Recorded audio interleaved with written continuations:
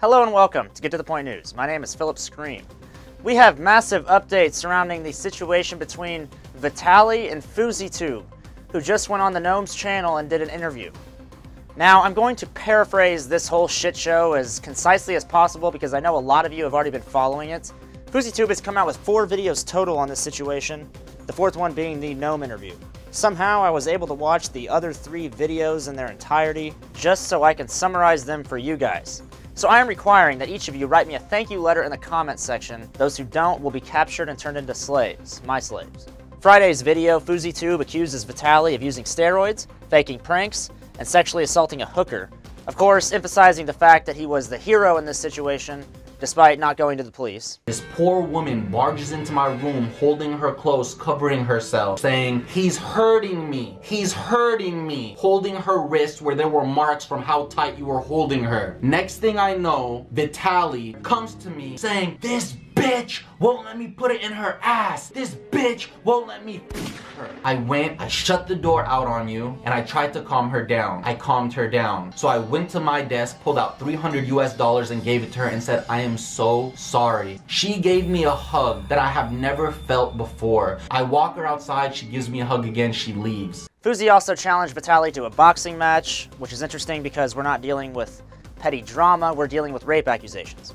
Vitaly responded with some tweets and Twitter videos where he admitted to the fake pranks and steroids, but also accused Fousey of sleeping with 3 hookers a day. Interestingly, he did not deny the sexual assault allegations right away, but eventually tweeted this, admitting to buying escorts but not hurting any women. Fousey released another video on Saturday, and for some reason he decided to expose Vitaly for faking additional pranks. Can you believe that? Fousey witnessed Vitaly faking a prank. My whole world's turned upside down. But he also responded to Vitaly's tweets. That hooker stole my Rolex. Yes, I yelled at her and told her she can't leave until she gives me it back. I have never in my life touched a woman against her will, and I don't give a flying what your 5-year-old fans think about me. She didn't steal your Rolex, Vitaly. You misplaced it and you found it under your bed after so long looking for it. Then along came the Gnome. The Gnome interviewed both of these idiots, and in that interview, Fousey said that the reason he decided to make these accusations now was so that he could have a good reason to box Vitaly. And in terms of why I did what I did, you know what? To be 100% honest, at first, because of the hype of the boxing matches and everything, I figured if there was somebody I wanted to box, it was going to be Vitaly. But before I do that, I wanted to give a reason as to why. Why did I just want to do it? Because this one was actually personal, and it wasn't just oh, I want to fight KSI. Because to be honest, like me fighting KSI, there's no actual reason behind there. So that's why I wanted to do it with, you know, Vitaly. Fousey also denied ever sleeping with the hooker. Fousey, have you ever had an escort, a hooker, a prostitute? No, and as never in your life. Yo, what? You can't even admit that. You fucking, there's what? Both Fousey and Vitaly each had their moments where they danced around questions. Here's one example when Keem and Vitaly pressed him on what his addiction is. You've said publicly that you've had an addiction. You've said it publicly for years. What exactly is your addiction? Vitaly's saying it's hookers and drugs. Star, as an addict who's gone through the you know... Look at him. He won't say it. He won't admit it. And in Vitaly's case, he actually tried to leave the interview when the Gnome and Fousey were pressing him on whether or not he's on steroids right now. Just come clean and say, I'm on steroids so we can give it the proper time for you to get off, and then we will do a re-drug test. Okay, I agree. You already said you're fighting me in August. Why don't you come out and say you're on fucking hookers? Dude, Kim, I got to go and sad. I love you guys. Thank you so much for your time. Vitaly, I feel like you should just admit it now so you can get the time to get off of it. Vitaly, just say you're on steroids, dog. People will trust you even more. Did I take steroids before? Yes, I did. Now Are you on steroids right now for your transformation on March 15? No. You've already been exposed by Kenny KO and admitted it yourself in a Twitter video. I said I took him before, bro. No, the truth will set you free, dog. Okay. Vitaly also uploaded a video on his channel denying the assault allegations and accusing Fousey of sleeping with hundreds of hookers. You're a fucking liar, FouseyTube. Yeah, I'm looking you straight in the eyes. You're a liar. Let's talk about you.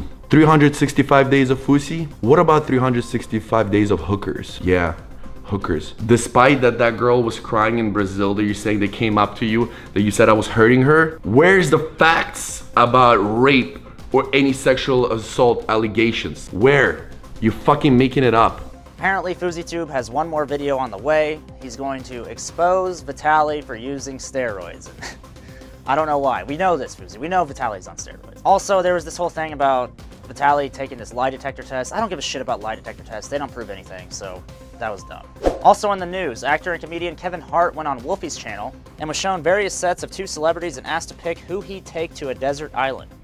One of these sets of people were Jake Paul and Comedy Shorts Gamer, who are supposed to fight each other in a couple months. What kind of fight? Like boxing match. They're very, very strong. You could bring them both to the island. Or no, you can only bring one to the island, so who are you picking? They're really fighting for real? They're actually gonna fight. Jesus Christ. Yeah, that's what YouTube's come to these days. Well, that's pretty stupid. Who are you bringing to, who are you bringing to the island? I'm not bringing the person that wants to fight, I'll tell you that. So neither of these guys? No, I think in this case, I know what I'm bringing. My Aqua socks. Kevin later went on to roast Keem Scares. So this guy yells a lot, Keemstar, and this guy wears flannel. Every day. Literally every single day. And he tells the news? Ish. Can't trust a guy in flannel. That's not. So we're going with Keemstar? Can't trust a guy that puts his face that close to any picture. I wouldn't trust him. Okay. Well, that's all I got. I'll send it over to Johnny Blitzer. In depressing news, I'm sure you guys all remember the horrible events that happened in Parkland, Florida about a week and a half ago. And on the H3 podcast, one of the callers was a student that survived the events, and this is what he had to say about his experience. Tell me about your background. You were in Florida during the shooting there? I was on the 3rd floor in my creative writing class when everything happened. Wow. The shooter started on the 1st floor, and then the fire alarm was pulled, and he made his way up through the staircase and went to all the floors. In addition, they also discussed how the student felt about the political demonstration that happened right after the event, and this is what Daniel had to say. Conversation around gun control following that. Like, how do you feel about it? It's both important, but it feels very unnecessary at the moment, because like it happened the second after the shooting. People started campaigning for it, which just felt kind of odd. And then of course, like at funerals, there would be like reporters saying, oh, what do you think about gun control when everyone's trying to mourn? And so in that way, it does feel kind of like screwed. In other news, I'm sure you guys have all heard about the purge going through YouTube right now, seemingly aimed at conservative channels on the platform. And my main man, Alex Jones, who has been at the center of this purge, is speaking out about why YouTube has been targeting such channels. After one strike was removed earlier this week, YouTube hit the Alex Jones channel with a 3rd strike for a video that had already been appealed and restored. In the video, Jones clearly explains how the victims of the Parkland shooting were not crisis actors, and people are saying YouTube's flagging system is clearly being abused in a flagrant effort to shut down InfoWars following the public campaign by CNN. This does kind of bring into question the rights of free speech, and for as long as I can remember, YouTube has been a place for people, no matter how stupid, no matter how idiotic, no matter how profane, to speak their mind. InfoWars put out a statement saying this: "This is a horrific precedent for free expression and the First Amendment, and YouTube is in direct violation of the Communications Decency Act in adopting this approach." Paul Joseph Watson also tweeting, "By failing to remain politically neutral, YouTube is in violation of the Communications Decency Act. This removes their immunity and makes them legally responsible for user content. We must lobby lawmakers to pressure them on this relentlessly." In addition, Paul had more to say. "Hi, at Team YouTube, can you explain why this CNN video of their reporter bullying / harassing an old lady outside her home for posting memes doesn't violate your policy on bullying and harassment? Thank you." Now, there are rumors going around that Alex Jones' InfoWars channel will be terminated. However, these rumors in the news business, we like to call them fake news or untruths or illegitimate truths, basically the bastard child of truths. They're not real. However, his ads have been revoked. But there remains one question that has to be answered. Are the frogs still gay? No, we don't want Rip to be naked, no. Thank you for watching Get to the Point News. That's all the stories we have for today.